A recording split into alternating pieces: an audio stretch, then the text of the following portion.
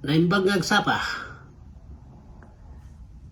Nandito tayo sa bahay guys. At as usual, after 2 weeks on the road, nakauwi na rin.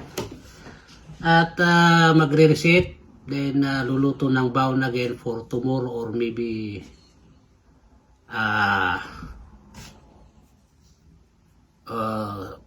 Monday trips again guys. So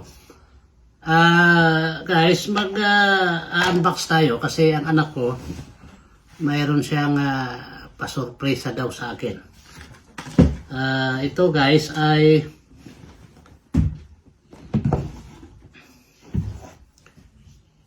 i-unbox natin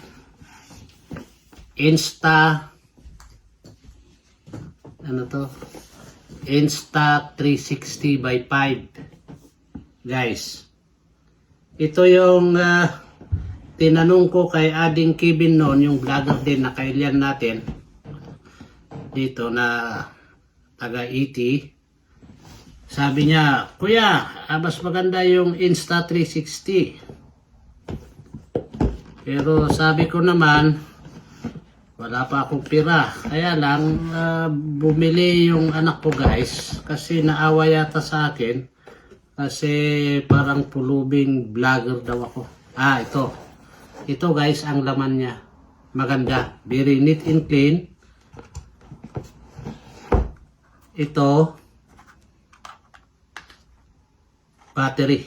Guys. Di pa natin alam kung paano gamitin ito kasi I'm not fan of using gadget guys. Ako yung taga-salon ng mga cellphone ng mga anak ko na pag luma na, ako ang gumagamit guys. Tapos yan, mga papeles naman niya. Tapos ito guys, stick yata ito. Ito yung stick niya. Paano ba to? Ayan muna. Ganyan muna yan. Tingnan natin to guys. Kasi binuksan na niya. Ako buksan ko rin.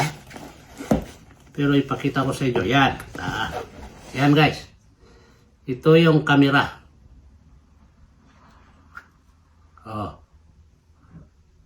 Insta360 by 5. Tapos ito, hindi ko alam ang gamit nito. Ito naman,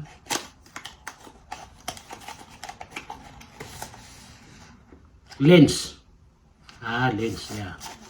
Yan guys, ito ang Insta360 by 5.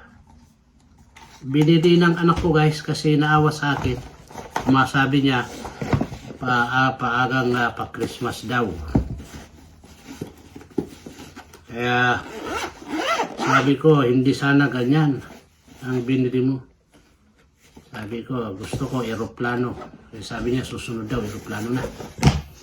Tapos, mayroon pang isa guys. Ito. iPhone 17 Pro Max guys. Yan. Ito ang iPhone 17 Pro Max. Gagamitin ko daw mag-vlog. Yan guys ang gagamitin natin mag-vlog ngayon. Naawa ang anak natin. Hopefully madadagdagan ang followers natin. At tagkilikin ang mga adventure na binablog ko sa aking journey as a trucker here in Canada and the US guys. So yan lang muna guys.